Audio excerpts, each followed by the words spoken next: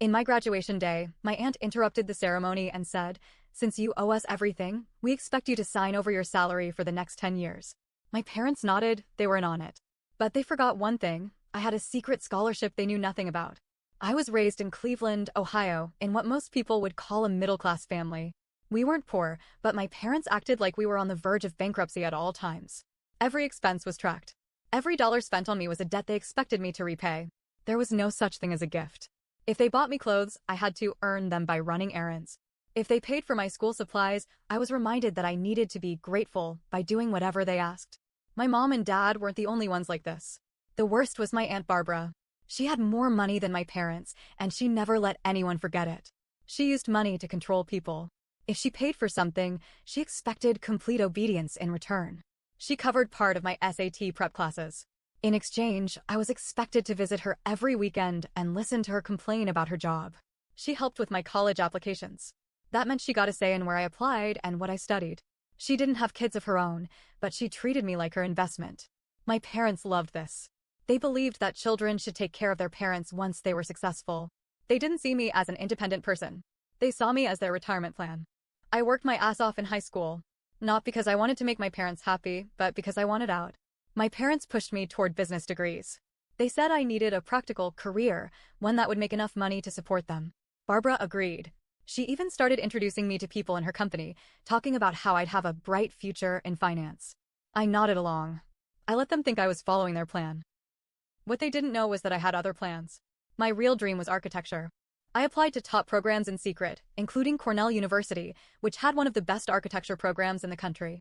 I also knew that if I got in, there was no way my parents would actually pay for it. They would use money as a way to control me, just like they always had. So I applied for every scholarship I could find.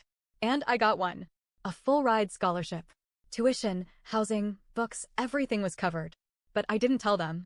I let them believe that they were paying for my education. I let them think I owed them. I played the part of the obedient child while secretly preparing for the moment I could cut them off for good. For years past, I worked hard, kept my grades up, and built my future on my own terms. I had already lined up a high-paying job in San Francisco before graduation. But my family still thought they had me under control. A week before graduation, Barbara called me with a big surprise. "We've all talked it over," she said, like it was some business deal. "And we think it's time to make things official." She sent me a contract.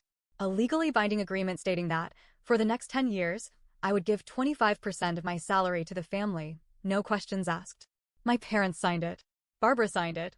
All that was missing was my signature. I laughed out loud when I read it.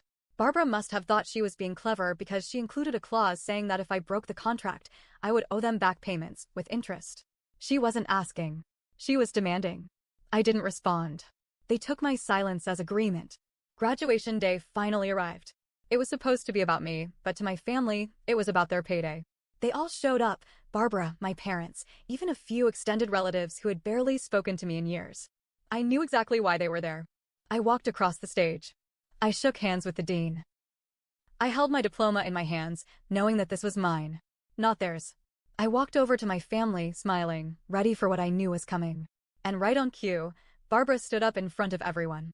"Now that you're officially an adult," she announced, loud enough for nearby families to hear, "it's time to talk about your future." She pulled out the contract. "Since you owe us everything, we expect you to sign this today." My parents nodded like this was completely normal. My mom added, "It's only fair. We paid for everything." Barbara smiled, handing me a pen. A few people nearby turned to watch. Some looked confused. My classmates whispered to each other. A professor I knew actually rolled his eyes. I took the contract. I pretended to read it over, acting like I was considering it. Then, I pulled my own folder from my graduation gown pocket. "Actually," I said, my voice steady, "I have something to show you too." Barbara frowned. My dad's smile faltered. My mom tilted her head in confusion. I opened the folder and pulled out my full-ride scholarship award letter, my job offer in San Francisco, my signed lease for an apartment 3,000 miles away from them. Barbara blinked. "What is this?" I smiled. "This," I said, "is proof that I don't owe you anything." At that moment, it was like time stopped. My dad's face went red. My mom's hands shook. Barbara's expression twisted from confusion to pure rage. I wasn't done. I turned to my parents. "Every cent of my education was covered by scholarships and work study. You never paid for anything. You just assumed I was going to let you control me." Then, to Barbara, "I appreciate the SAT prep, But that doesn't mean I owe you a quarter of my income for the next decade. I let the words sink in. Let them feel all of their plans falling apart. Then, I did the one thing they never expected. I walked away. I didn't look back as I left them standing there stunned. I made my way to my friends, who had been watching the whole thing unfold. They looked at me like I had just pulled off a magic trick. Dude, my roommate Jake whispered, what the hell was that? My freedom, I said, stuffing the contract into my pocket. I had no intention of signing it, but I wanted to keep it as a reminder of how far I'd come. Behind me, I could hear Barbara's voice rising. My mom's shrill tone followed. My dad, quieter but still angry. I ignored them. I should have known that wasn't the end. The family's first attack, the guilt trip that night, I turned off my phone. I wasn't in the mood to deal with their nonsense. By the time I checked the next morning, I had 57 missed calls and over 100 texts. The messages started out furious. Mom, you embarrassed us in front of everyone. How dare you walk away like that? Barbara, ungrateful brat. We made you. You think you're so smart? You'll regret this. Dad, fix this. We'll talk when you're ready to be reasonable. Then they turned pathetic. Mom, we're struggling. Just sign a smaller percentage. 10%. That's nothing to you. Dad, think of family. Do you want us to suffer? Then they got desperate. Mom, I don't understand how you can be so heartless. We gave you everything. Barbara, you'll never succeed without family support. No one turns their back on their blood without consequences. I didn't reply. I let them scream into the void. I thought that was the end of it. I thought that when they realized I wouldn't respond, they'd give up. I underestimated them. A few days later, I got an email from my future employer in San Francisco. It was a weird email. We received some concerning information about your background and wanted to check in. Please call us at your earliest convenience. My stomach dropped. I called immediately, and the HR rep, her name was Melissa, sounded awkward. Someone reached out to us claiming you falsified information on your resume and committed financial fraud during college. My heart pounded. Wait, what? That's ridiculous. Who said that? Melissa hesitated. We can't disclose that, but it was someone claiming to be a close relative. I knew. I knew exactly who it was. Barbara. This was her way of punishing me. If she couldn't control my money, she'd make sure I had no money at all. I took a deep breath. I can prove every single thing on my resume. My degree, my scholarships, my work experience. Everything. Melissa must have sensed the truth in my voice because she softened. We believe you. But we had to check. We get cases like this sometimes, and usually it's complicated family drama. It is, I admitted. And if they reach out again, let me know. I'll handle it. She agreed. I sent her all my documentation. Within a few hours, she emailed back. Everything checks out. Consider this matter closed. I sat on my bed, hands clenched into fists. They tried to ruin my career before it even started. After the job sabotage failed, they went to the next level. Barbara and my parents hired a lawyer. I got the email while packing my things for San Francisco. This is a formal notice demanding repayment of financial support provided during your education. If you do not agree to a repayment plan, we will pursue legal action. Attached was a list of every expense they claimed to have covered: tuition, rent, food, even clothes from when I was a kid. It added up to over $200,000. My hands shook as I read it. They had no legal standing. They had no contract. They were bluffing. But the sheer audacity of it stunned me. They actually believed they could force me to pay them just because I was their kid. I called a lawyer of my own. She read through the email and snorted. They don't have a case. If they take this to court, they'll lose. Badly. But if they keep harassing you, we can file a cease and desist. Do it, I said immediately. While dealing with my own problems, I found out something interesting.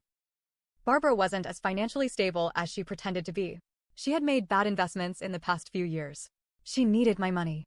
I found this out through a cousin who didn't agree with her tactics. They told me that Barbara had been bragging about my future salary for years. She took out a loan based on the assumption that I'd be giving her money. Now that I wasn't, she was in trouble. Her house was on the line. I shouldn't have cared. But I wanted to see her fall. I dug deeper. I found out that her financial firm had a strict ethics policy about personal investments. I sent an anonymous tip to her company about her loan situation and her attempts to extort a family member. A month later, I heard through the grapevine, Barbara was fired. She had spent years using money as power, and now she had none. But she wasn't the type to go down quietly. She wasn't done with me yet. I thought Barbara losing her job would be the final blow. I thought she'd be too busy trying to fix her own mess to come after me. I was wrong. A few weeks later, I received an email from my landlord in San Francisco. We have received concerns from a relative claiming that you have a history of financial irresponsibility and may not be able to keep up with your rent. Please contact us to clarify. My stomach twisted. She was still trying to sabotage me. I called the landlord immediately. I kept my voice calm. I have no idea who contacted you, but I can assure you that my finances are solid. I can provide bank statements, proof of income, and my job offer letter if needed. The landlord seemed skeptical at first, but when I sent the documents, their tone changed. Everything looks good on our end. We'll disregard the complaint. Sorry for the hassle. I exhaled in relief. But I was done playing defense. Barbara wanted a war? Fine. I'd give her one. I spent the next few days gathering every piece of dirt I could find on her. I called that same cousin who had tipped me off about Barbara's finances. Hey, I said. Tell me everything you know about Barbara's investments. Every risky deal. Every bad loan. Everything. The cousin hesitated. You're really going after her, huh? She came after me first. That was all they needed to hear. Over the next week, I learned more than I ever expected. Barbara had used company funds for personal investments. She had exaggerated her assets on loan applications. She had hidden debt that no one in the family knew about. She wasn't just financially unstable. She was committing fraud. And I had proof. I sent another anonymous tip, but this time, I didn't just report her to her former company. I reported her to the SEC, Securities and Exchange Commission, and the IRS. If Barbara thought she could play dirty, she had no idea who she was messing with. It took a few weeks, but then boom. She was being investigated for financial misconduct. When the news broke, the family exploded. My mom called me in a panic. What did you do? I pretended to be clueless. What are you talking about? Barbara is in serious trouble. She might be facing criminal charges. Wow, I said, completely deadpan. That's crazy. What does that have to do with me? She sputtered, furious, but unable to pin anything on me. Barbara stopped contacting me after that. I thought it was over. But then something even worse happened. With Barbara taken down, my parents had one last move. They turned the entire extended family against me. Suddenly, I was getting messages from aunts, uncles, and cousins I hadn't spoken to in years. How could you betray your own family?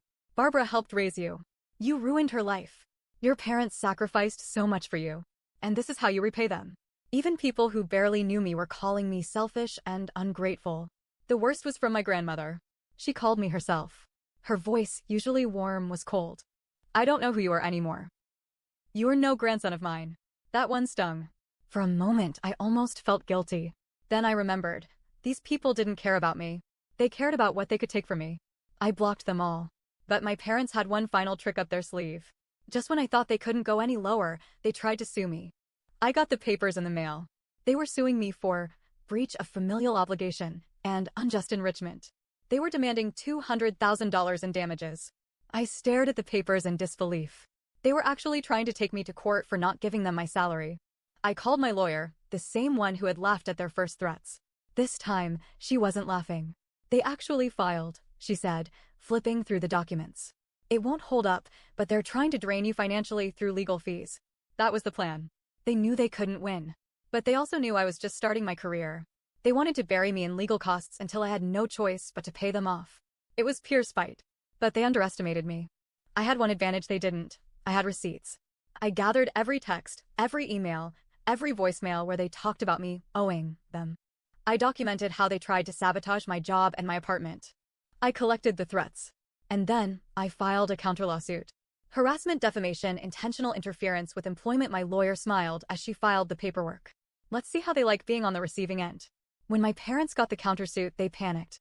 They tried to drop their case immediately. Too late. I wasn't dropping mine. The day of the court hearing arrived. I walked into the courthouse in Cleveland, dressed sharply in a navy blue suit. My lawyer, Michelle, gave me a reassuring nod as we entered the courtroom. Sitting across the aisle were my parents and Aunt Barbara. Barbara had aged in the last few months. Her expensive clothes couldn't hide the stress on her face. She looked hollow. Losing her job and being investigated for fraud had clearly taken its toll. My parents looked worse. My dad's suit didn't fit right. He had probably borrowed it. My mom had dark circles under her eyes. They thought this lawsuit would make me crack. They thought I'd cave. They had no idea what was coming. The judge called the case. My parents' lawyer stood first, talking about familial duty and how I had benefited from my parents' sacrifices and should be legally obligated to support them. Then it was my turn. Michelle stood up, adjusting her glasses. Her voice was calm and sharp. Your Honor, This case is nothing more than an attempt to extort my client. She laid everything out: the harassment, the sabotage attempts, the fabricated claims to my employer and landlord, the messages demanding money. Then, she pulled out the contract they had tried to make me sign on my graduation day. Your Honor, they expected my client to legally surrender his salary for 10 years. When he refused, they attempted to destroy his career. And when that failed, they fabricated this lawsuit. The judge's face was stone cold. Then Michelle hit them with the final blow. We are not just asking for a dismissal. We are filing a counterclaim for harassment, defamation, and intentional interference with employment. You could have heard a pin drop. My mom gasped. My dad's face twisted in anger. Barbara went pale. Then, the judge turned to them. Mr. and Mrs. Callahan, he said, voice clipped. Did you truly expect this court to enforce financial servitude? I saw my parents shrink. Barbara, in a last-ditch effort, stood up. Your Honor, he is lying. He owes us. The judge slammed the gavel. Sit down. She fell silent. The judge looked at my parents. The next words sealed their fate. This lawsuit is dismissed. Your counterclaim will proceed. We will set a date for damages to be discussed. Outside the courthouse, my parents collapsed into shouting. You did this. My mom screamed at Barbara. You pushed too hard. Barbara rounded on her. You let him think he had a choice. You were too soft. My dad was silent, staring at the ground. For the first time, I saw defeat in his eyes. They were turning on each other. I watched in silence as they ripped each other apart. Then my mother whirled toward me. Are you happy now? You destroyed your own family. I looked her dead in the eye. No, Mom. You did that all on your own. She flinched like I had slapped her. Barbara grabbed my father's arm. We need to leave. Now. They stormed off, still arguing. I stood there for a moment, just breathing. It was over. They had lost. And I was finally free. A week later, I got one last text from my dad. Dad, I don't know how things got this bad. I just thought family should take care of family. We really did think we were helping you. But I see now that we pushed too far. I don't expect you to forgive us. I just want you to know. I'm sorry. I stared at the message for a long time. I didn't know what to say. Instead, I deleted it. A day after that, I got a very different message from Barbara. Barbara, you think you've won? You think this is over? You have no idea what you've done. You'll regret this. I didn't reply. She wasn't worth my words. I moved to San Francisco a month later. My apartment was small but mine. My job was challenging but fulfilling. And most importantly, I was finally living life on my own terms. No guilt. No manipulation. No contracts. Just me. And I have never been happier.